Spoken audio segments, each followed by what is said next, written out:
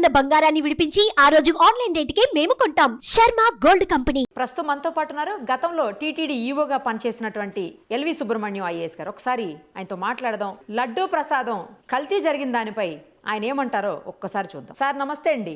నమస్కారం. నమస్కారం సార్, చాలా కాలం పాటు మీరు టీటీడీకి ఈవోగా పనిచేశారు. ఇప్పుడు ఏదైతే తిరుమల తిరుపతి దేవస్థానానికి సంబంధించి లడ్డూ ప్రసాదం విషయంలో వస్తున్నాయో ఆరోపణలు, కల్తీ జరిగిందని చెప్పేసి, యానిమల్ ఫ్యాట్ అందులో ఉందని చెప్పేసి, నెయ్యి సరైనది యూజ్ చేయలేదు, ఇదంతా కూడా వింటుంటే ఏరియాలకు సంబంధం లేకుండా ప్రతి ఒక్కరూ ఆ తిరుమల తిరుపతి వెంకటేశ్వర స్వామి భక్తులందరూ బాధపడుతున్నటువంటి సందర్భం. ఏదో ఒక సందర్భంలో మనం కూడా తినే ఉంటాం కదా అని చెప్పేసి పిల్లలకు పెట్టి ఉంటాం ఇంట్లో అని.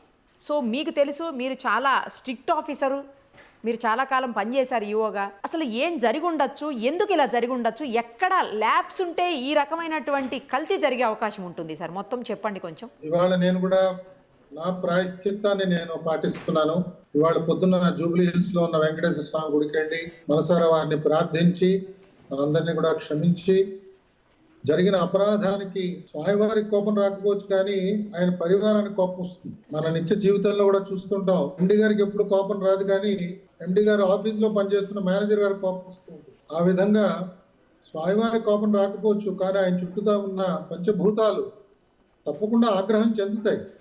మానవాళికి అందరికీ కూడా దానివల్ల చాలా చెడు జరుగుతుందనే ఒక భయంతో పండితులు ఇతర పెద్దలు చెప్పినట్టుగా ఎవరికి తోచిన విధంగా వారు క్షమాపణ కోరుకోవడం, స్వామివారిని ఇలాంటి తప్పులు రాకుండా దయచేసి నువ్వే మాకు దారి చూపించు అని అడగడం. ఇంకా వర్తమానంలోకి వచ్చినప్పుడు ఇక్కడ తప్పులు దొరిలాయి అని చెప్పడానికి మనకి సాక్ష్యాలు ఎదురకుండా కనిపిస్తున్నాయి. ఇది శ్యామలరావు గారు ఎవరో దీన్ని కృత్రిమంగా తయారు చేశారని మనం ఇంకా అలాంటి అనుమానాలు పెట్టుకున్నామంటే బహుశా మనం ఇంకా పెద్ద శిక్షకి లోనయ్యే ప్రమాదం ఉందమ్మా. కాబట్టి ఇవాళ టెస్ట్ రిజల్ట్స్ వచ్చాయి, అవి బహిరంగపరిచారు. దాని గురించి సుదీర్ఘంగా వారు మంతన చేసి ఎందుకు ఇలా అయింది ఏమిటి అన్ని తెలుసుకున్న తర్వాతనే దీన్ని బహుశా ప్రకటించారని నేను భావిస్తున్నాను. ఎందుకంటే మనం చూసాము, జూలై 17వ తారీఖు నాడు శాంపిల్స్ వెళ్ళాయి, అలాగే 2-3 తారీఖుల్లో శాంపిల్స్ పంపించారు. ఇవన్నీ కూడా నిన్న మొన్న కొన్ని ప్రెస్ రిలీజెస్ లో కొన్ని వివరాలు బయటకు వచ్చాయి. ఇవాళ ఇంకా కూడా ఇది జరగలేదు అని మనం అనుకోవటం బహుశా అది అమాయకత్వం కాదు కానీ అది కూడా ఒక రకమైన అన్యాయం చేద్దామనే ఒక భావంతోనే మాట్లాడినట్టు అవుతుంది. అందుకని నేను పూర్తిగా నమ్ముతున్నాను అది జరిగింది. కాకపోతే నాకు తెలియనిది, మీకు తెలియనిది, ఇది కావాలని చేశారా అంటే ఇంత దుర్మార్గం ఒక హైందవ క్షేత్రం మీద చేద్దామని ఒక కసితో ఎవరైనా చేశారా, లేదా వ్యాపార యుక్తంతో ఇంకో 10 రూపాయలు సంపాదిద్దాం, ఇంకో 2 భవనాలు కట్టుకుందాం అనే ఒక అత్యాశతో ప్రైవేటు యాజమాన్యం వారు చేసిన దానికి టీటీడీలో ఉన్న అధికారులు కొంతమంది ఒత్తాసు పలికారా, ఇది మనకి ఇంకా తెలియదమ్మా. ఇది బహుశా ఇప్పుడు ప్రభుత్వం ఏర్పాటు చేస్తున్న స్పెషల్ ఇన్వెస్టిగేషన్ టీంలో ఈ వివరాలని మనకి బయటకు వస్తాయి. కానీ భక్త కోటి అందరూ కూడా ఈ ఒక తప్పిదం జరిగింది, జరగడానికి కారకులు తిరుమల తిరుపతి దేవస్థానంలో ఉన్న కొంతమంది అధికారులు అని నమ్మడంలో ఏమాత్రం కూడా తప్పు లేదు. మనం వాళ్ళని వెంబడించి వెంటనే శిక్షించాలి, ఉరి తీయాలి అనే భావాల్లోకి మనం వెళ్లకుండా చట్టరీత్యా తీసుకోవాల్సిన చర్యలు వారి మీద తీసుకుంటారు. ఇది పునరావృతం కాకుండా ఉండాలంటే రాష్ట్ర ప్రభుత్వం ప్రత్యేకంగా ఎలాంటి జాగ్రత్తలు తీసుకోవాలని దాని మీద దృష్టి పెడితే ఇంకా బాగుంటుందని నాకు అనిపిస్తుందమ్మా. సార్, మీరు ఎక్కడో చెప్తుంటే విన్నాను నేను, గతంలో కూడా కొన్ని ల్యాబ్స్ ఉన్నాయని చెప్పేసి మీరు పనిచేస్తున్న సమయంలో ముఖ్యమంత్రికి చెప్పినా కూడా, ఆయన దృష్టికి తీసుకెళ్ళినా కూడా పెద్దగా స్పందన లేదు అని మీరు అంటుంటే మేము విన్నాను. ఏ విషయాల్లో ల్యాబ్సెస్ ఉన్నాయి సార్ అక్కడ? అంటే నేను ప్రధాన కార్యదర్శిగా పనిచేస్తున్న రోజుల్లో నా సమక్షంలో ఒకసారి తిరుమల తిరుపతి దేవస్థానం ధర్మకర్తల మండలి గురించి చర్చ జరిగిందమ్మా. Okay sir. ఎవరో అడగడం, ఎవరినో వెయ్యాలి అనే ఆలోచన రావడం, అప్పుడు సంఖ్యాపరంగా విపరీతంగా పెంచుతున్నప్పుడు నేను గౌరవ ముఖ్యమంత్రి గారికి ఆ రోజుల్లో, సార్ ఇంతమందిని మీరు వేస్తే ఆ తిరుమల క్షేత్రంలో వాళ్ళు పనిచేయడం దుర్లభం అయిపోతుందండి, నాకు అనుభవం ఉంది, నేను చెప్తున్నాను, దయచేసి అంతమందిని వేయకండి, చట్టరీత్యా ఎంతమంది ఉన్నారో వారిని భరించడమే చాలా కష్టం అక్కడ, ఎందుకంటే సర్వసామాన్యంగా ధర్మకర్త మండలిలోకి వచ్చే సభ్యులలో చాలా మంది, అత్యధిక సంఖ్య, ఎంతసేపు కూడా వారి మంది మార్పులానికి సేవలు అందించాలి, దర్శనాలు చేయించాలి, వారి మీద కూడా చాలా విపరీతమైన ఒత్తిడి వస్తుంది. కాబట్టి వారందరూ అలా ఆలోచన చేయడం, దానికి అధికారులు ఎలా స్పందించాలో తెలియకపోవడం, ఇంకా కోటా సిస్టమ్ పట్టురావడం, ఒక బోర్డు మెంబర్కి రోజుకి ఇన్ని టికెట్లు, వారానికి ఇన్ని అభిషేకాలు, ఇలా ఏవేవో ఏర్పాట్లు చేయడం, చైర్మన్ గారికి బోర్డు మెంబర్లకి ఒక రకమైన తగువలాట ఉండడం, బోర్డు చైర్మన్ గారు కనుక గట్టిగా లేకపోతే వీళ్ళందరూ ఆయన ఒక ఆట ఆడించడం, ఇవన్నీ కూడా గతంలో అనేక పర్యాయాలు అధికారులు ఇవన్నీ కూడా అనుభవాలన్నీ చూశారు. అసలు ధర్మకర్తల మండలి అంటే ధర్మం ముందు వీరికి తెలియాలి, వీరికి ముందు శాస్త్రం తెలియాలి. వీరు ఎవరికి కూడా అది తెలిసే అవకాశమే లేదు. ఎందుకంటే అసలు వీళ్ళెవరికి సమయం ఉండదు. బోర్డు సమావేశానికి వస్తారు కొంతమంది, సమావేశానికి వచ్చి వెంటనే వెళ్ళిపోతారు. కొన్నిసార్లు ఇతర సమయాల్లో వాళ్ళు వస్తారు, కానీ వాళ్ళెవరికి ఏదైనా గ్రంథాలు కూర్చుని చదువుకుందాం, లేదా పెద్దవాళ్ళు ఎవరినైనా పిలిచి వాళ్ళ చేత ఉపన్యాసాలు ఇప్పించుకుందాం, అలాంటి దృష్టి ఉండదు. వారు ఏదో ఒక ఎమ్మెల్యేగా ఎక్కడ ఉంటారు, వారికి ఉండవలసిన కర్మలు వాళ్ళకు ఉంటాయి, వాళ్ళ కార్యక్రమాలు వాళ్ళకి బిజీగా ఉంటారు. పోనీ ఈ విషయాలు తెలిసిన వాళ్ళు బోర్డులో ఎవరైనా ఉంటారంటే, నేను పనిచేసిన 2 సంవత్సరాల్లో, నేను ఎక్కువ కాలం లేదమ్మా, 2 సంవత్సరాల 3 నెలలు మాత్రమే పనిచేశాను. ఆ 2 సంవత్సరాల 3 నెలల కాలంలో నాకు ఒక్కరంటే ఒక్క బోర్డు సభ్యుడు కూడా ధర్మం గురించి మాట్లాడటానికి ఎక్కడా కూడా దీని మీద ఆసక్తి చూపించేవారు కాదు. వారి భక్తి ఉండొచ్చు, భక్తి ఉంది తప్పకుండా, అందులో నేను భక్తిని శంకించడానికి నేను ఎవరిని దాంట్లో, కానీ వారికి మార్గం తెలియదు. ఏది సరి అయిన పద్ధతి, ఏది సరైన పద్ధతి కాదు కూడా తెలియదు. ఎలాంటి వ్యక్తిగత నియమావళి ఏర్పాటు చేసుకోవాలో తెలియదు. వారిలో కొంతమంది లెటర్ హెడ్స్ అమ్ముకున్న వాళ్ళు కనిపించారు. ఆ అమ్ముకున్న తర్వాత విజిలెన్స్ లో వాళ్ళు దొరకడం, విజిలెన్స్ వారి చేతిలో మనం దొరికితే ఎలాంటి గౌరవ భంగం కలుగుతుంది మనకి. మరి వారిని ధర్మకర్త మండలి అని చెప్పి మనం చెప్తూ ఉంటే ఆ ఆలయానికి అపవిత్రత వస్తుంది కదా. ఇవన్నీ నేను నమరు వేసుకుంటూ, ఇదంత విపులంగా చెప్పలేదు ముఖ్యమంత్రి గారికి, కానీ ఇంతమంది సంఖ్య మీరు దయచేసి పెంచకండి సార్, చాలా ఇబ్బందులు వస్తాయి అక్కడ అధికారులకి, వాళ్ళు ఎవరు పనిచేయలేరు, వాళ్ళు నిరంతరం కూడా వాళ్ళకి క్షోభ పెడతారు వీళ్ళని చెప్తే, ఆయన ఒకే మాట అన్నాడు, నేనేం చేయనన్నా, చాలా మంది నా మీద ఒత్తిడి తీసుకొస్తున్నారు అని. ఒత్తిడి తీసుకురావడం సహజం, కానీ ఒక నాయకుడు ఒత్తిడి ఉన్నా కూడా ఎలాంటి వారిని వెయ్యాలి, ఏ స్థానానికి ఎవరిని వెయ్యాలి అన్నది ఆయన సున్నితంగా చూసి జాగ్రత్తగా నిర్ణయం చేయకపోతే ఆ నాయకుడికే తర్వాత భంగపాటు అవుతుంది. చరిత్రలో ఆయన్ని చాలా చాలా హీనంగా చూస్తారు. అందుకని నేను ఆయనకి ప్రాధేయపడ్డాను, కానీ ఆ రోజు ఉపయోగపడలేదు.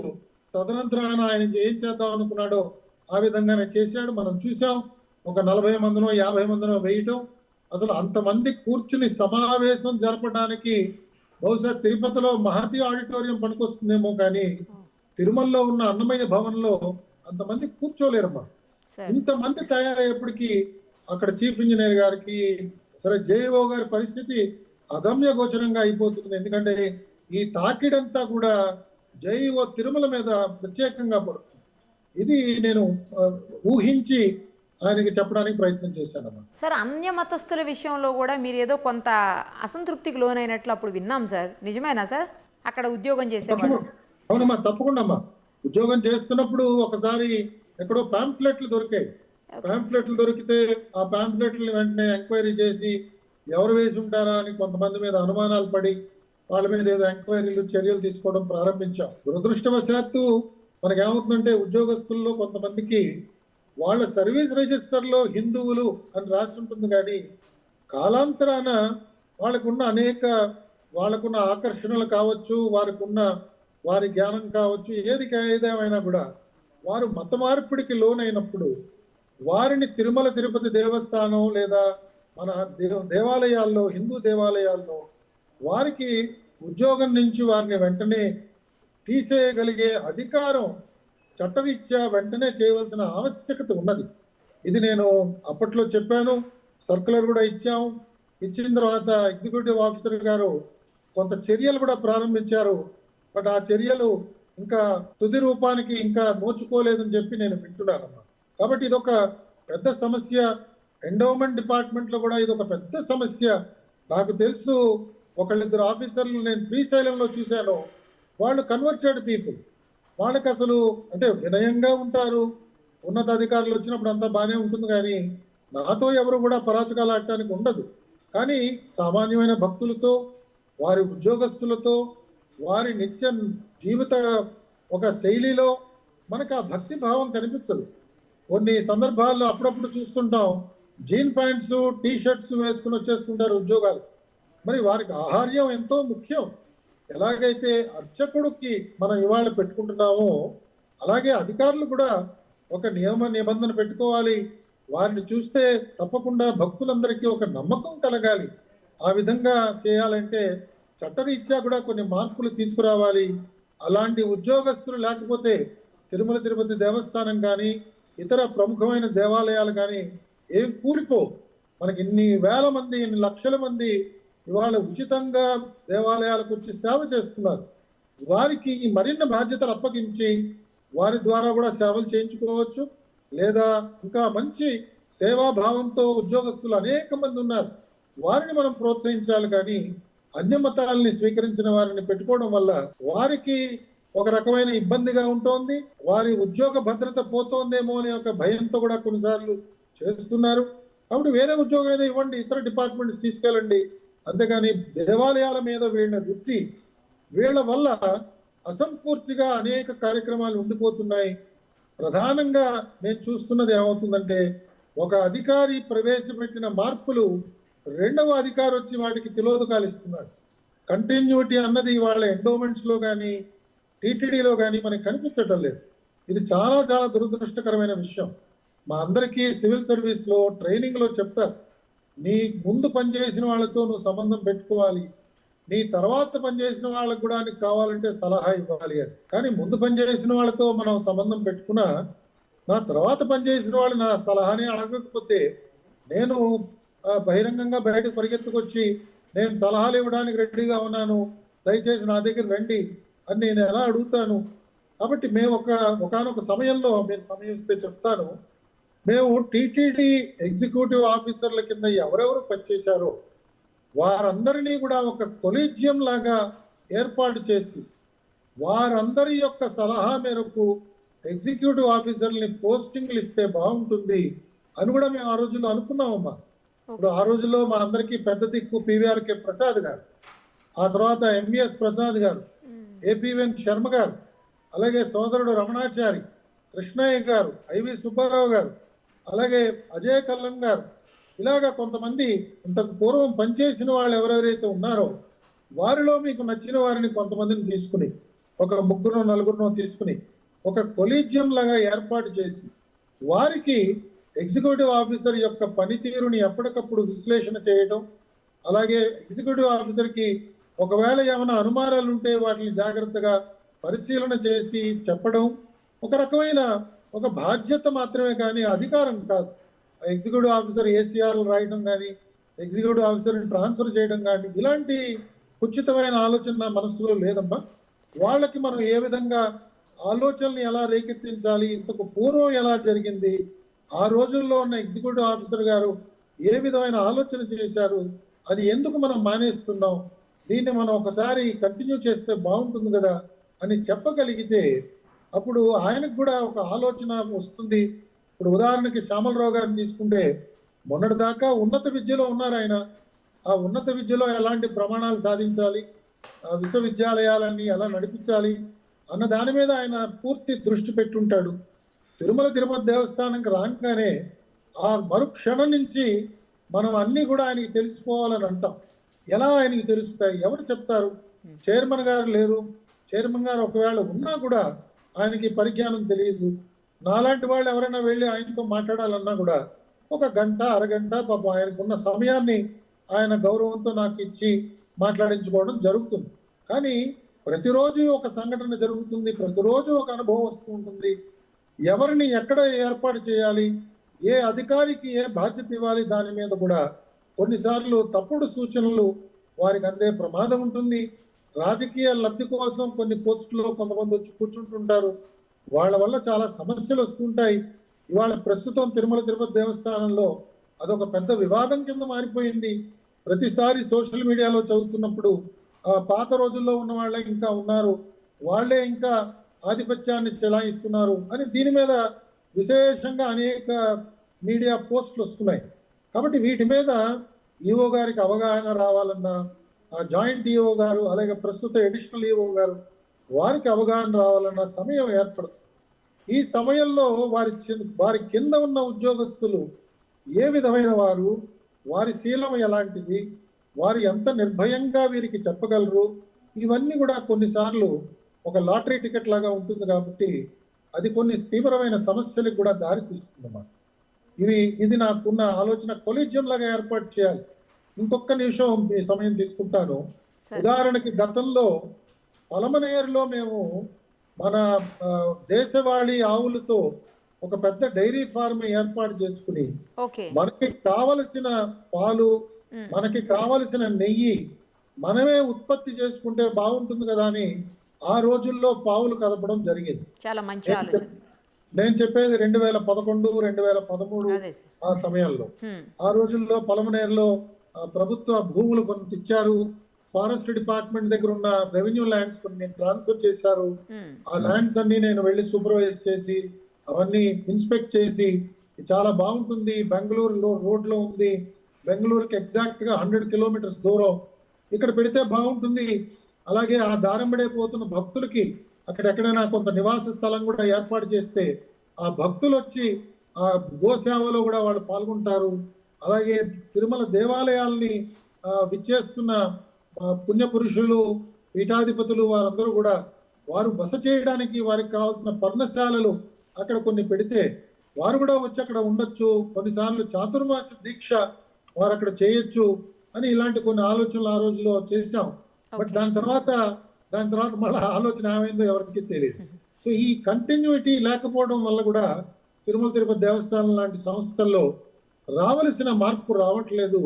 కొన్నిసార్లు భక్తులకి దీనివల్ల తీవ్రమైన ఆందోళన కూడా చెందుతున్నారమ్మా. సార్ ఒక్క విషయం చెప్పండి, ఏంటంటే ఇప్పుడు ఈఓగా మీరు ఎప్పటికప్పుడు చెకింగ్స్, అంటే నాణ్యమైన నెయ్యి వెళ్తుందా, కరెక్ట్గా వెళ్తుందా, లేకపోతే మధ్యలో ఎవరన్నా కల్తీ చేస్తున్నారా, లేకపోతే అసలు రావడమే కల్తీగా వస్తుందా, దీన్ని ల్యాబ్కు పంపించడం, టెస్ట్ చేయటం, ఇలాంటివన్నీ కూడా ఈఓల పర్యవేక్షణ జరుగుతాయండి, లేకపోతే అసలు ఈఓలు ఏమి ఇన్వాల్వ్ గారా? అంటే పర్యవేక్షణ చేయడానికి వివిధ స్థాయిల్లో అనేక మంది అధికారులు ఉన్నారమ్మా. Right sir. మనకి పోర్టులో ఒక ఏఈఓ ఉంటారు, పోర్టులు ఆయన చూస్తూ ఉంటాడు. జేఈఓ గారు అక్కడే ఉంటాడు, ఆయన తిరుమల క్షేత్రంలోనే ఆయన హెడ్ క్వార్టర్స్. వీళ్ళిద్దరికీ కూడా ప్రధానమైన బాధ్యత. ఇది కాకుండా పోర్టు వర్కర్స్ అందరికీ కూడా వారు ఒక క్షణంలో చెప్పేయగలుగుతారు, నెయ్యిని చూసి దీంట్లో ఎలాంటి నాణ్యత ఉన్నది అని చెప్తారు. కానీ శాస్త్రీయంగా అసలు నెయ్యి ఎలా ఉన్నది, దాని శాంపిల్స్ని తీయడం, పరీక్షలకు పంపించడం, ఇవన్నీ జరుగుతూ ఉంటాయి. కానీ బహుశా ఆశించిన ప్రమాణాల్లో జరగడం లేదు. ఎందుకంటే మాకు సొంత ల్యాబ్ లేదు. ఆ ల్యాబ్ పెట్టడంతోనే సరిపోదు, కానీ ఆ ల్యాబ్ చాలా జాగ్రత్తగా నిర్వహణ చేయాలి. నేను మెడికల్ అండ్ హెల్త్ డిపార్ట్మెంట్ లో పనిచేశాను, నాకు అనుభవం ఉన్నది. ప్రభుత్వం నడిపిస్తున్న మెడికల్ ల్యాబ్స్ లోనే వాళ్ళ చాలా సమస్యలు వస్తున్నాయి. నాకు జ్ఞాపకమా, కరీంనగర్ జిల్లాలో ఒకసారి అందరికీ ప్లేట్లెట్లు సరిపోవట్లేదని చెప్పి పెద్ద బీభత్సం అయిపోయింది. ఎంత పెద్ద సమస్య అయిందంటే ఆ రోజుల్లో సందీప్ సుల్తానియా అని చెప్పి కలెక్టర్ ఉండేవాడు. ఆయన కరీంనగర్ లో ఉన్న ఇండోర్ స్టేడియంలో ఒక 100 పడకలు వేసి ప్రతిరోజు ఒక 100 మంది యువతలను తీసుకొచ్చి యువకుల్ని వాళ్ళందరి దగ్గర ప్లేట్లెట్స్ డొనేట్ చేయించి సరఫరా చేసేవాళ్ళు. ఇది ఈ ప్రహసనం ఒక 2 వారాలు జరిగిన తర్వాత మేము గ్రహించింది ఏమిటంటే ఆ ప్లేట్లెట్లు టెస్ట్ చేసే మెషిన్ క్యాలిబ్రేట్ చేయలేదు. దాంతో ఆ మెషిన్ లో ఉన్న లోపం వల్ల మాకు నాణ్యత ప్రమాణాలు పడిపోయినాయి. దానివల్ల మేము ప్లేట్లెట్ కౌంట్ చెక్ చేయడం కూడా తప్పుగా చేస్తున్నాం. చూడండి, ఒక జిల్లా స్థాయిలో ఉన్న ఒక లాబొరేటరీలో ఇలాంటి సమస్యలు వస్తున్నాయి. మనం చాలా తేలిగ్గా బెస్ట్ ప్రాక్టీసెస్ పెట్టచ్చు కదండి అని మనం వెంటనే సలహాలు ఇవ్వచ్చు. కానీ ఎంత బెస్ట్ ప్రాక్టీసెస్ పెట్టినా దాన్ని ఆచరించడానికి కావలసిన ఉన్నత ప్రమాణాలతో ఉద్యోగాలు చేయగలిగే ఉన్నత అధికారులు మనకు కావాలి. మనం అంతమందికి జీతాలు ఇచ్చి పెట్టుకోలేం.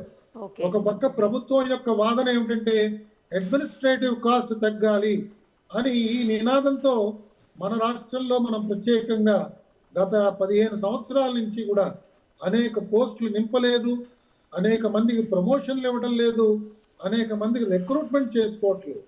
కాబట్టి తిరుమల తిరుపతి దేవస్థానం రేపు ఒక ల్యాబ్ పెట్టినా కూడా దాన్ని ఎలా మేనేజ్ చేయాలన్నది ఒక తీవ్రమైన సమస్య. దాన్ని జాగ్రత్తగా పరిశీలన చేయకపోతే అక్కడ స్థానికంగా ఉన్న వాళ్ళు ఇంకా వాళ్ళకి ఇబ్బంది లేదని చెప్పి ఆ రకమైన పనితీరు కూడా చూపిస్తే దానివల్ల కూడా సమస్యలు వస్తాయి.